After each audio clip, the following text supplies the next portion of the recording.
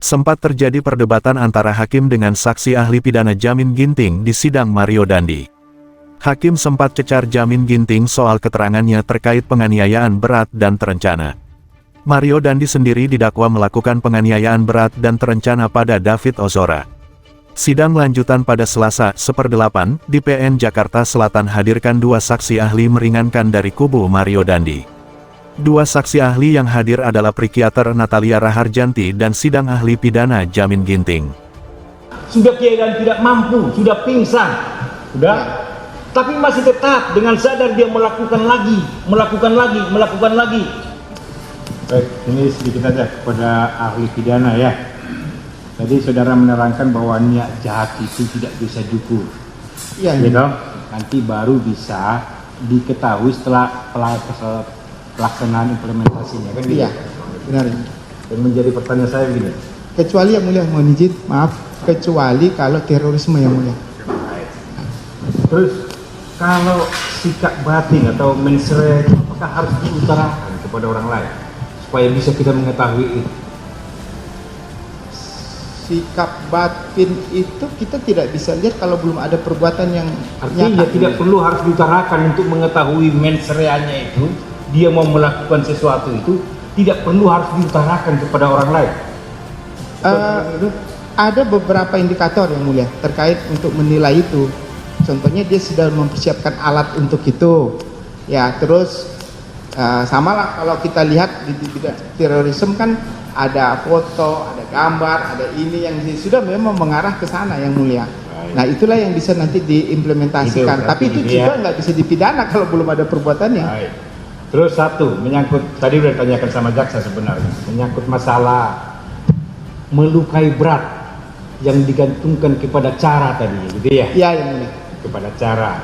Sekarang kalau ada suatu kasus, ya, ini pada tendangan pertama pun sesungguhnya sudah tidak berdaya, sudah pingsan, tapi namun secara terus menerus dia melakukan itu, jadi ketahui itu pada tendangan pertama ini sudah luka berat ini pasti, ya, tapi masih tetap dilakukan, injak, dipukul segala macamnya.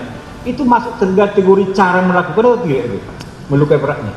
Menurut Ya, itu saya sudah katakan yang mulia.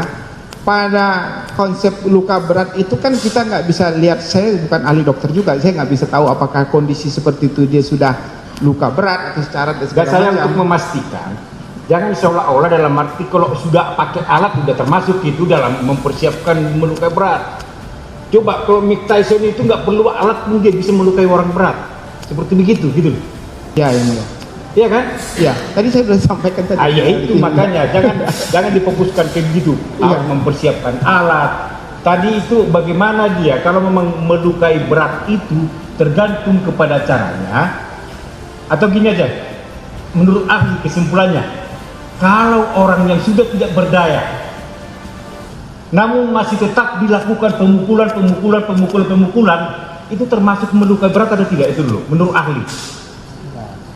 Saya nggak bisa menilai tentang dia tidak berdaya atau seperti apa. Yang pasti kalau konsepnya itu karena waktunya bersamaan, dia tidak termasuk dalam kategori. Kan tadi saya katakan, mohon maaf, itu kumulatif yang mulia. Jadi harus didasarkan kepada waktu, lalu alat tadi dan atau juga tadi di tangan, itu yang didasarkan pada itu. Jadi nggak bisa pada saat itu sekaligus dilakukan. Nanti ya, kalau satu berbicara perencanaan loh ya, Pak Saudara ahli. Ya. Yang saya maksud cara melakukan penganiayaan itulah yang mengakibatkan luka berat kan gitu tadi. Ya. Caranya. Sekarang caranya dengan menendang pertama sudah keadaan tidak mampu, sudah pingsan, sudah. Ya.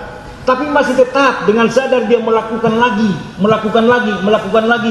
Itu bagaimana? Termasuk kategori melukai berat atau tidak? Cara melukai berat atau tidak menurut ahli? Dalam rentang waktu yang pada saat itu juga ya. Saya kira harus ada rentang waktu lagi yang mulia. Artinya dia menendang atau apa tadi ya, dia sudah pingsan, dia pergi dulu atau dia ambil waktu singkat berapa, balik lagi, dia hajar lagi, terus dibiarin lagi. Jadi ada itu waktu. namanya berlanjut. Ya, itu kan tadi yang mulia nanya tentang perbuatan berat. Iya, kalau enggak yang sekolah yang saudara saya maksudkan itu oh hari ini begini, besoknya begini lagi, ini begini, ini berlanjut namanya. Yaitu ada pasal 64 terkait perbuatan berlanjut dan juga ada pemberatan itu yang mulia tadi. Makanya ini kan pasalnya dikualifisir yang mulia. Makanya kenapa pasal itu dikualifisir dan pasal 355 itu sebenarnya nggak boleh dipakai terlalu sering yang mulia. Kenapa? Karena itu pasal yang paling tinggi kualitasnya di antara penganiayaan yang paling tinggi gitu loh. Itu.